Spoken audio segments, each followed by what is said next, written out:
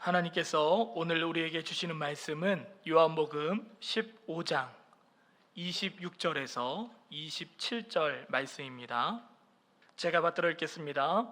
내가 아버지께로부터 너희에게 보낼 보혜사 곧 아버지께로부터 나오시는 진리의 성령이 오실 때에 그가 나를 증언하실 것이요 너희도 처음부터 나와 함께 있었으므로 증언하느니라. 아멘. 여러분, 오늘 함께 나눌 말씀의 제목은 진리의 성령님입니다. 여러분, 보통 성경에서 성령님에 대해서 설명이 되어질 때 가장 많이 표현되어진 것이 보혜사 성령님이라고 표현을 하죠. 우리와 함께 하시고 우리를 위로하시고 우리를 인도하시는 보혜사 성령님이라고 표현을 많이 합니다. 그런데 오늘 말씀에는 그 성령님에 대해서 진리의 성령님이라고 말씀하십니다. 성령님은 하나님의 영이시고 예수님의 영이신데 그분은 진리가 되시고 그분은 예수님께서 우리에게 구원주가 되시고 하나님의 아들이신 그 진리에 대해서 증언하게 하시는 분이십니다. 여러분, 그래서 사도행전 1장, 2장, 3장의 말씀에 보면은 예수님의 제자들이 마가의 다락방에서 기도하다 성령 충만함 받은 다음에 가장 먼저 한 것이 무엇이냐? 진리 되신 그 예수님에 대해서 사람들에게 증언하게 되었던 것이죠. 그래서 수많은 사람들이 예수님을 믿고 구원받고 교회가 막 기하급수적으로 부흥하게 되었습니다. 그런데 이렇게 좋은 일만 있었던 것이 아니라 교회가 부흥되는 것과 함께 핍박도 같이 있었어요. 그래서 예루살렘에는 예수님의 제자들인 사도들만 남고 다른 일반 성도들은요 다 뿔뿔이 흩어져서 도망을 갔습니다. 그런데 도망을 갔음에도 불구하고 흩어진 그곳에서 그들은 또 예수님을 전하게 되었습니다. 여러분, 우리가 일반적으로 생각할 때 핍박이 있어서 도망갔으면은 사람들에게 드러나지 않게 숨고 감추고 그럴 것 같은데 그들은 그곳에서도 담대하게 예수님께서 하나님의 아들이시고 그리스도임을 증언했던 것입니다. 여러분, 그것이 어떻게 가능할 수 있었던가요? 인간의 마음, 인간의 힘이라면 그렇게 못했을 거예요. 하지만 그들 안에 계신 성령님께서 그들로 하여금 진리 되신 예수님에 대해서 전하게 하셨던 것입니다. 여러분, 우리는 이 이야기를 통해서 성령 충만하면 우리의 형편과 상황을 뛰어넘어서 우리 예수님께서 우리의 구원주가 되시고 하나님의 아들이심을, 즉 진리에 대해서 전하게 하시는 것을 볼 수가 있습니다. 여러분, 그래서 우리는 오늘도 말씀을 듣는 가운데 성령 충만함을 사모해야 되는 것입니다. 말씀을 듣는 가운데 성령의 충만함을 받을 때 우리도 예수님의 제자들처럼 상황과 형편을 뛰어넘어서 모든 사람들에게 예수님께서 우리의 구주가 되시고 하나님의 아들 되심을 증거할 수가 있는 것입니다. 여러분, 그렇다면 왜 우리는 이 성령의 충만함을 받고 예수님을 전해야 될까요? 오늘 첫 번째 말씀인데요, 하나님의 소원은 모든 사람이 진리이신 예수님을 믿음으로 구원받는 것이기 때문에 그렇습니다.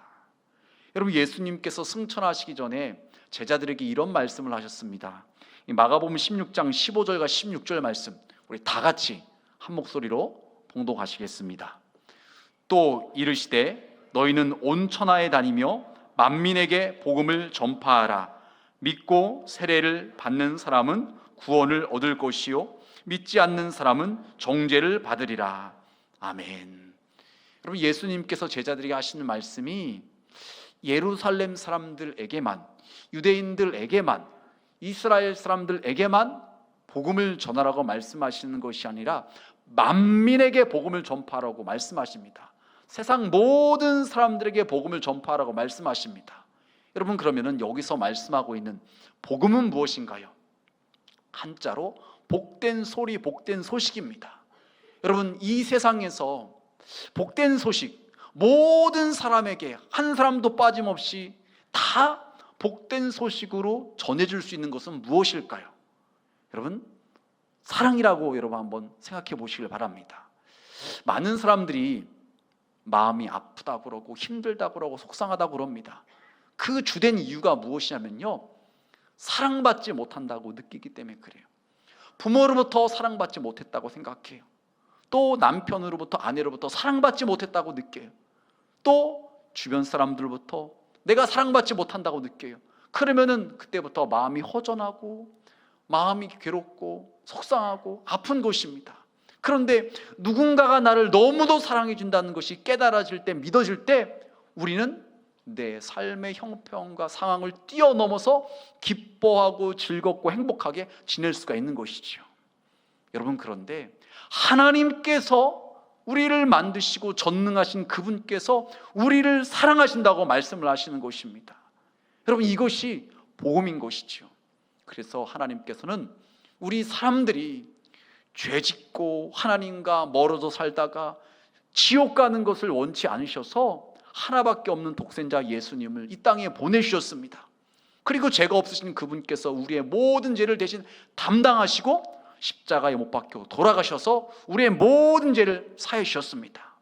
그리고 3일 만에 부활하셨어요. 그래서 이 사실을 믿기만 하면, 받아들이기만 하면은요, 어떤 사람이든지 죄가 다 사함받고 구원받아서 하나님의 자녀가 되고 하나님 나라 영원한 천국에 갈 수 있다는 것입니다. 여러분, 이것이 복음이죠. 여러분, 이 세상을 살아가면서 우리가 어디가 아파서 병원 가서 치료를 받을 때 돈이 들잖아요.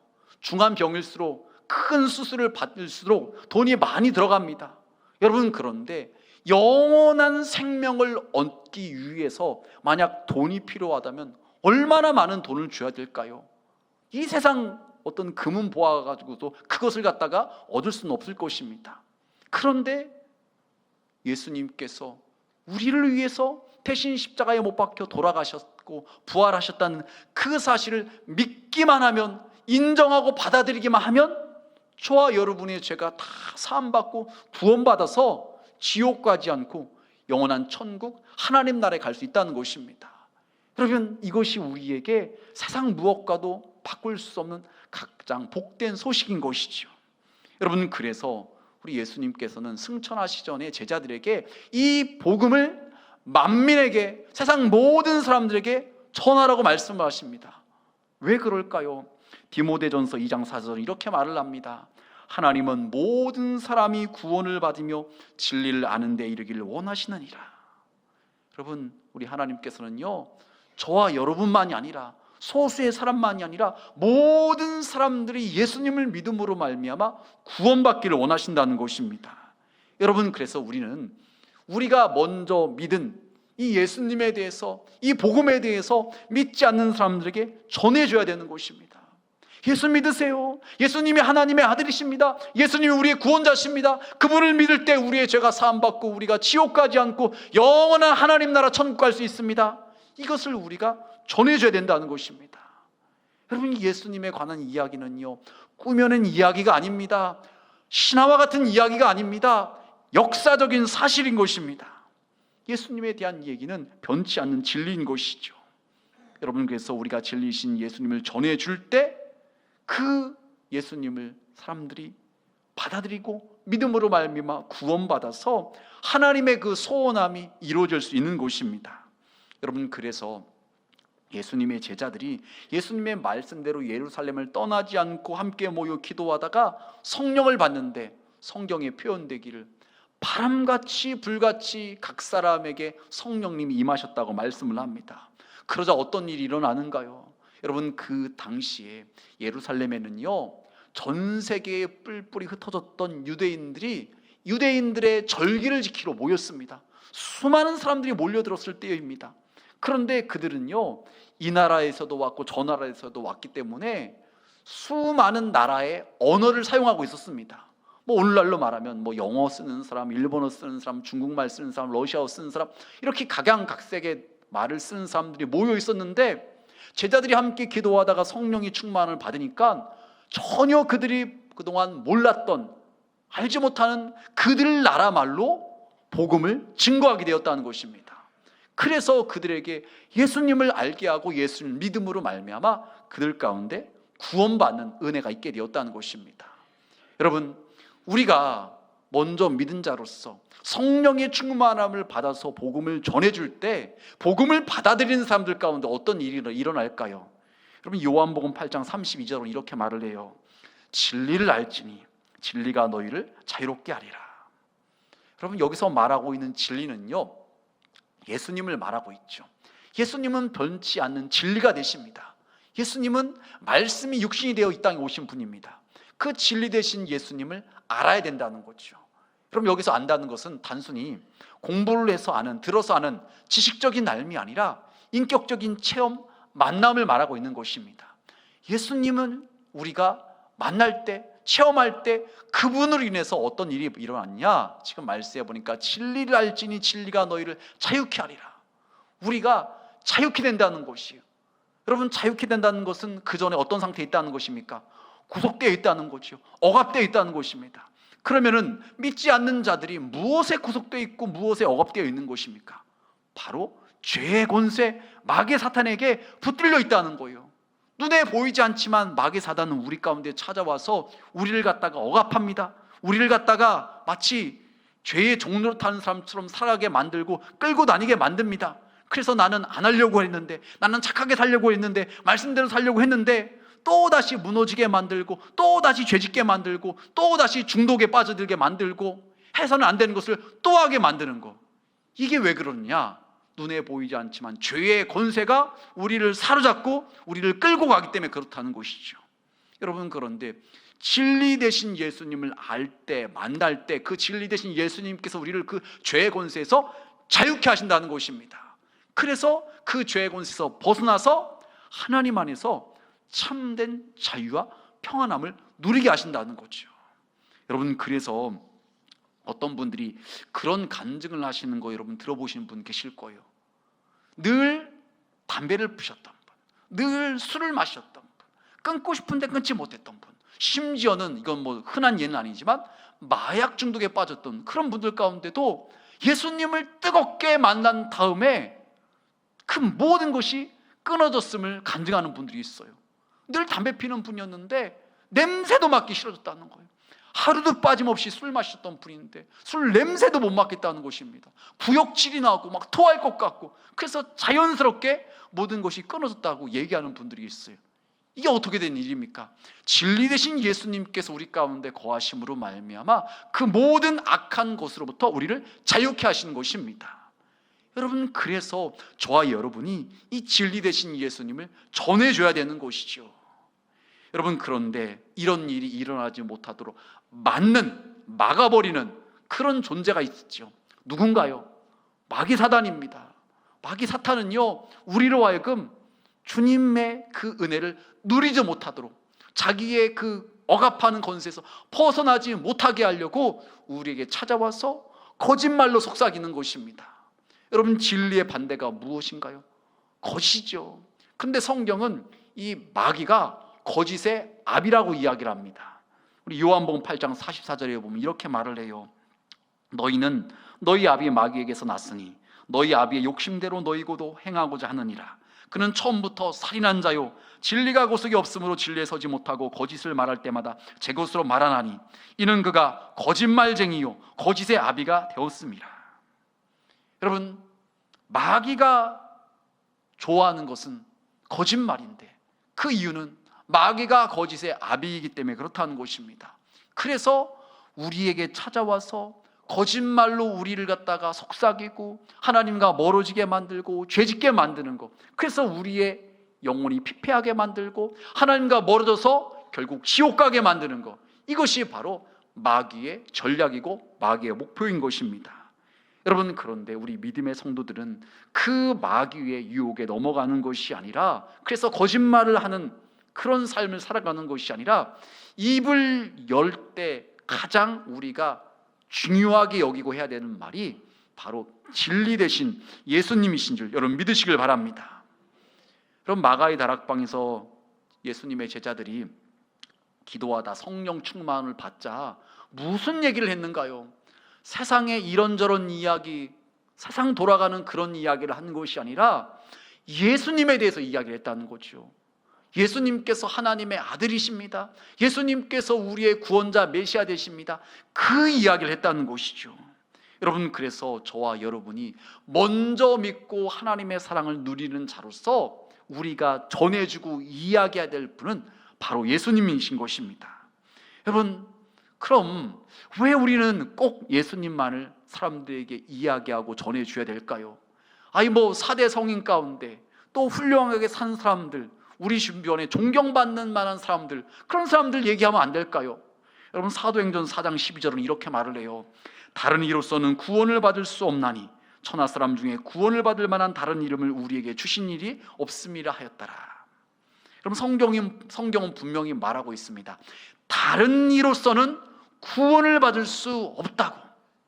우리에게 하나님께서 다른 사람을 보내주시 않으셨다는 것입니다. 물론 세상 사람들 가운데 훌륭하게 살았고 존경받고 칭찬받고 박수받을 만한 그런 분들 분명히 있습니다. 하지만 그분들이 우리를 구원하시기 위해서 대신 십자가에 못 박혀 돌아가시고 다시 살지는 않았다는 것입니다. 오직 예수님만이 우리를 위해서 십자가에 못 박혀 돌아가시고 3일 만에 부활하셨다는 것입니다. 그렇기 때문에 예수님만이 우리의 유일한 구원주가 되신 줄 여러분 믿으시길 바랍니다. 그럼 제가 종종 이런 말씀을 드린 것은요, 오늘날 우리가 살고 있는 이 시대 가운데 이단들이, 사이비 종파들이 우리를 미혹하기 때문에 이런 말씀을 드리는 거예요. 여러분, 그래서 신천지의 총회장이 구원주가 아니에요. 보혜사가 아닙니다. 하나님의 교회의 그 장모 되는 사람이 어머니 하나님이 아니에요.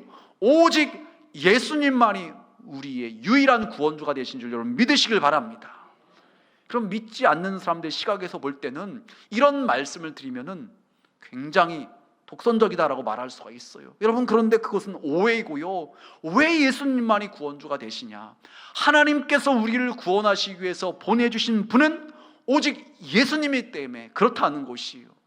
다른 사람들은 그냥 훌륭한 사람이고 칭찬받고 존경받을 수 있는 그 수준에 머무르는 것이 우리의 구원주가 될 수는 없는 것입니다. 여러분, 그래서 저와 여러분은 먼저 믿는 자로서 하나님의 서원하심이 모든 사람들이 예수님을 믿음으로 구원받는 것이라는 것을 분명히 깨닫고 믿고서 그 예수님을 전해줄 수 있어야 되는 것입니다. 여러분, 그렇다면 이 일을 어떻게 감당할 수가 있을까요? 오늘 두 번째 말씀인데요, 우리가 예수님을 전하기 위해서는요, 성령의 충만함을 받아야 되는 것입니다.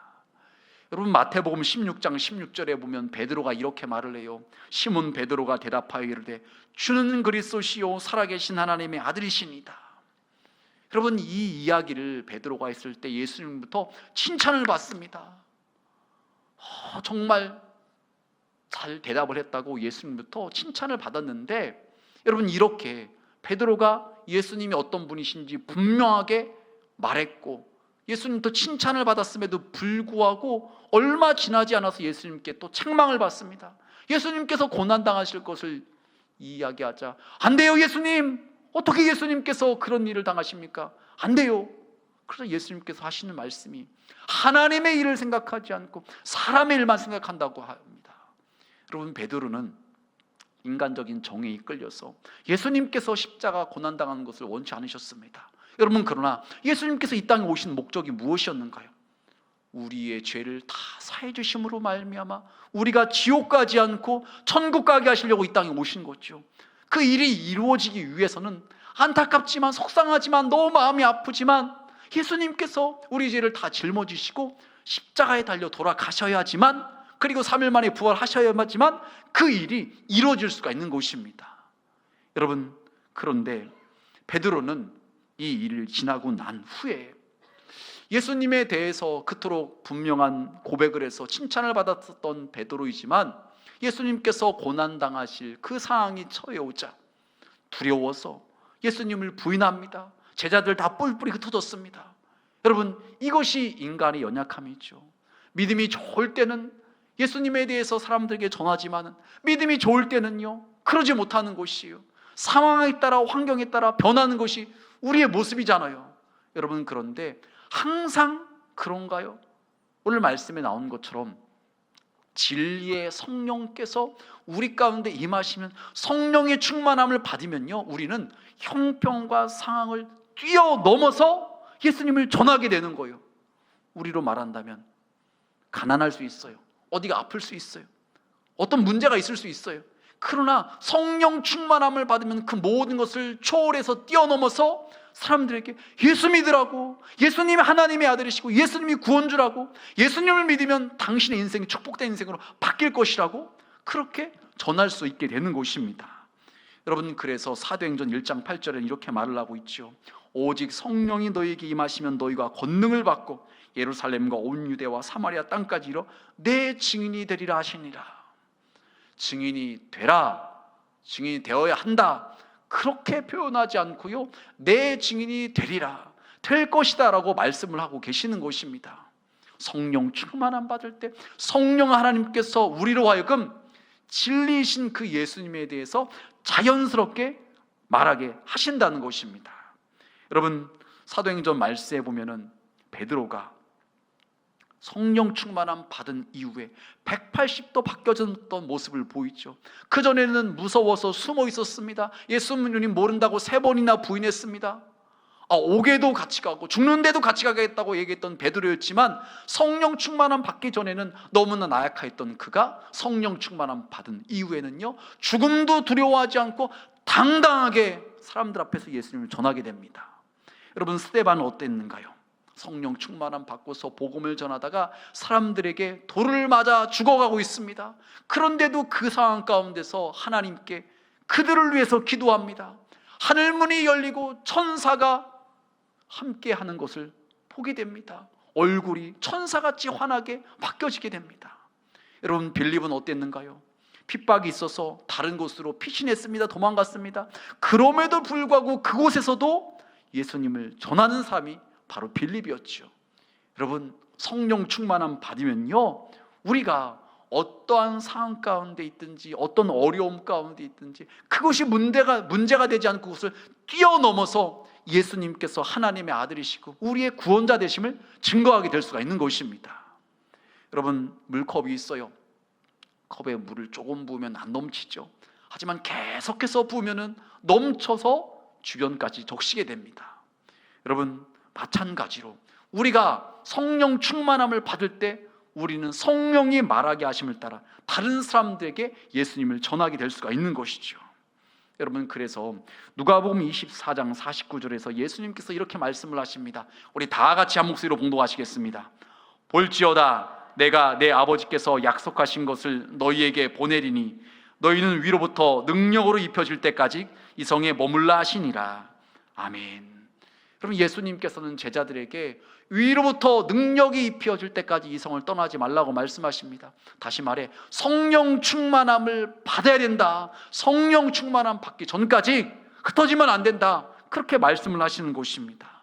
여러분, 그래서 제자들이 함께 모여서 기도하는 가운데 어떤 일이 일어납니까? 성령 충만함을 받게 되죠. 여러분, 그래서 사도행전 1장 8절 말씀해 보니까 권능을 받고 내 증인이 되리라고 말씀하고 있습니다. 성령 충만함 받은 자들은요, 자신의 힘, 자신의 능력으로서 전도의 사명을 감당하는 것이 아니라 성령께서 주시는 그 힘과 능력, 권능을 가지고서 주님의 증인이 될 수 있었던 것입니다. 여러분, 사람들 가운데 못 배운 사람이 있을 수 있어요. 가진 것이 없을 수도 있어요. 세상 기준으로 봤을 때 별 볼 일 없어 보일 수 있습니다. 하지만 성령 충만함 받으면요, 그 성령의 권능이 그 사람을 붙잡아서 사람들 앞에서 당당하게 힘있게 능력있게 예수님을 증거하게 되는 거죠. 여러분, 그래서 베드로가 사람들 앞에서 예수님을 증거할 때 사람들이 뭐라고 말했냐면요, 저 사람이 어떻게 저렇게 변하게 되었지? 저 못 배운 무식한 어부 출신이 어떻게 저렇게 유창하게 구약 성경에 있는 말씀들을 이용해서 예수님을 전하지? 사람들이 놀랍니다. 이게 베드로의 힘으로 되어진 것이 아니라 성령의 권능에 붙잡히니까는 그렇게 성령께서 그를 통해서 역사하시게 되었던 것이죠. 여러분, 그래서 사도행전 2장 4절은 이렇게 말을 해요. 그들이 다 성령의 충만함을 받고 성령이 말하게 하심을 따라 다른 언어들로 말하기를 시작하니라. 그럼 지금 말씀해 보니까 성령이 말하게 하심을 따라서 다른 언어들을 말하게 했다는 것입니다. 여러분, 저와 여러분이 성령 충만함 받으면요, 내 의지와 상관없이 성령이 말하게 하심을 따라서 말하게 하는 것을 우리가 경험하게 될 수 있습니다. 여러분, 그래서 우리 주변 사람들 가운데 예기치 않게 누군가에게 예수님에 대해서 말하게 되는 거예요. 전도하게 되는 것입니다. 여러분, 그런데 이것이 전도만 그런 것이 아니라 우리의 신앙생활의 모든 영역에 해당되는 거죠. 찬양대로 말한다면 찬양을 하는데 그냥 찬양 부르는 것이 아니라 성령의 말하게 하심을 따라 영어로 하나님을 찬양하는 것입니다. 여러분, 악기를 연주하는 것도 마찬가지입니다. 그냥 내가 연습한 그 정도로만 가지고서 연주하는 것이 아니라 성령께서 나의 소를 주장하시고 나의 마음을 주장하셔서 정말로 하나님만을 높이려는 그 마음으로 연주하게 되는 거지요. 여러분, 그렇게 찬양하고 연주할 때 이것이 본인들만 느끼는 것이 아니라 듣는 회중들도 왠지 더 은혜가 되고 왠지 하나님께 더 영광 돌리게 되는 그 마음을 느껴지게 되는 것입니다. 여러분, 이것이 교사들에게도 그렇고 목자에게도 동일하게 되는 거예요. 그들이 말씀을 아이들에게, 학생들에게 가르칠 때 성령 충만함으로 가르친다면 성령의 말하게 하심을 따라서 듣는 아이들과 학생들에게 선한 영향력을 끼치게 되는 거지요. 목장 예배를 드릴 때도 목자가 성령의 말하심을 따라 말할 때 듣는 목장 식구들이 은혜가 되고 어떻게 나에 대해서 이렇게 잘 알지? 마치 한 주간을 다 지켜본 것처럼 그렇게 말하게 되네요. 이게 우연이 아니라 성령의 말하게 하심을 따라 그렇게 말하게 되는 거지요. 여러분, 그래서 설교자도 그렇게 설교를 준비하는 것입니다. 기도하면서 말씀을 준비하고 원고를 작성하고 원고 작성했다고 끝나는 것이 아니라 또 그 말씀을 가지고 기도하는 거죠. 성령의 말하게 하심을 따라 전하려고 그렇게 기도하는 것입니다. 그럴 때 듣는 성도들 가운데 마치 나의 이야기라는 것처럼 들려지는 것입니다. 여러분, 그런 경험 있으시죠? 저도 과거에 그런 경험 여러 차례 있었습니다. 신학교 가기 전에 청년 때도 신앙생활 하는데 목사님께서 한 주간 나를 지켜보셨는가, 어떻게 저렇게 나에 대해서 꼭꼭 집어서 말씀하시는가, 마치 다 제 얘기 같아요. 이게 어떻게 그렇게 되느냐? 성령의 말하게 하심을 따라 성령의 감화감동으로 하나님께서 말씀하시게 하실 때 그 사람들이 그렇게 느껴지게 되는 것입니다. 여러분, 그래서 저와 여러분이 이런 일이 우리의 삶 가운데 이루어지기 위해서 필요한 것은 무엇이냐? 오늘 세 번째 말씀인데요, 성령의 충만함을 받기 위해서 계속해서 기도해야 되는 거죠. 여러분, 동의하시는가요? 네, 우리의 기도는 끊어지면 안 됩니다. 멈추면 안 됩니다. 계속해서 기도해야 되는 것이에요. 여러분, 그런데 오늘날 우리가 살아가고 있는 이 시대가 너무 바빠요. 어린 아이에서부터 노년에 이르기까지 너무나 바쁘게 지내고 있습니다. 근데 문제는 바쁘면은 사람들이 가장 먼저 안 하게 되고 멈추게 되는 것이 기도인 것 같아요. 새벽기도 나오던 분이, 또 저녁에 와서 기도하던 분이, 또 시간을 내서 기도하던 분이 바쁘다는 이런저런 이유로 멈추게 되는 것이 바로 기도인 것 같아요. 여러분, 제가 한 20년 전쯤에 대전에서 전도사로 사역을 할 때 그 섬겼던 교회가 연구단지 쪽에 있었던 교회예요. 근데 그 교회의 특징은 성도들의 대다수가, 상당수가 엘리트층이에요. 의사, 박사, 교수. 그런데 그 중에 어떤 남자 권사님이 한 번은 저한테 와서 그런 얘기를 했어요. 전사님, 제가 한 주간 바빠서 기도를 못했더니 너무 힘들어요. 여러분, 한 20년 정도 지난 이야기인데 저는 아직도 그분의 그 표정, 말투를 잊을 수가 없어요. 얼마나 바빠가지고서 기도를 못했더니 기도 안 한 본인의 마음이 너무 갈급하고 힘들다는 것입니다.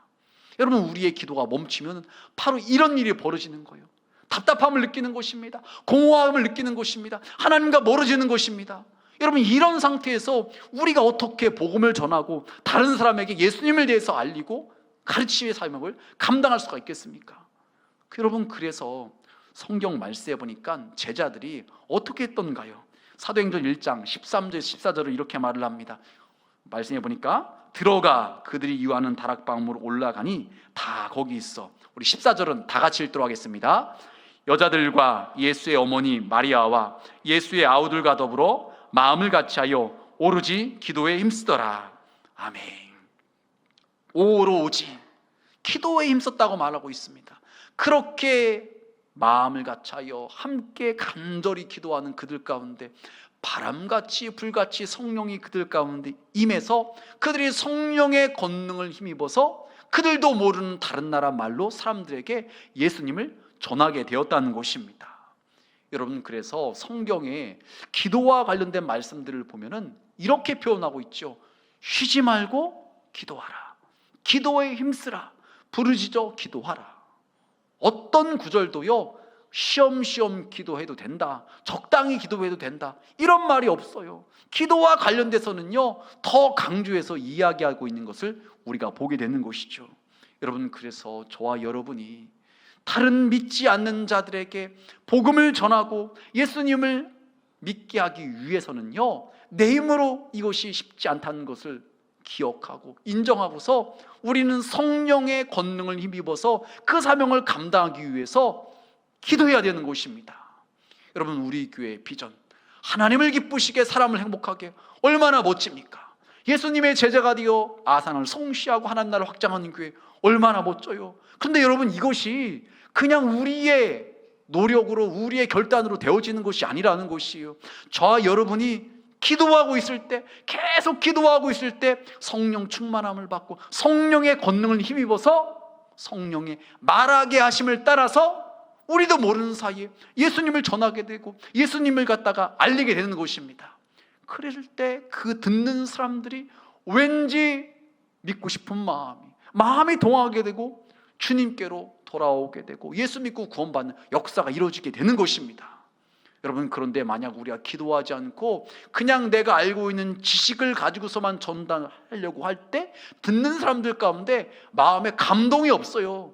그냥 딱딱한, 그냥 논리적인 이론으로만 듣는 것으로 끝나게 된다는 것이. 하지만 내가 아무리 말주변이 없고 잘 모른다 할지라도 성령 충만함 받아서 성령의 권능을 힘입어서 전도할 때는요, 뭔 말인지도 모르는 것 같은데 왠지 은혜가 돼.